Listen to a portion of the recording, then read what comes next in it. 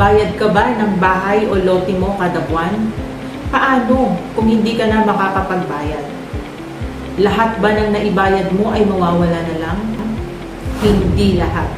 Dahil may batas na nagpoprotekta sa iyo. Ang Maceda Law.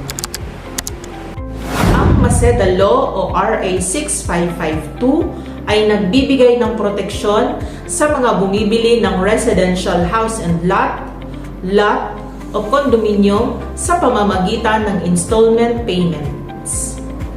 Layunin nitong maiwasan ang agarang kanselasyon ng kontrata at pagkawala ng mga naibayad ng buyer kapag nagkaroon ng problema sa pagbabayad. Kung 2 years na ang nahulugan mo o higit pa, may karapatan kang magkaroon ng grace period para makahabol sa bayad.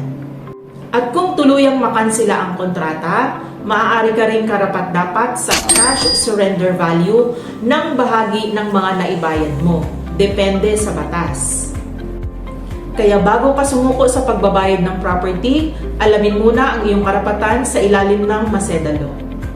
I-follow ang page na ito para sa mas marami pang real estate tips at legal facts na makakatulong sa iyo bilang buyer.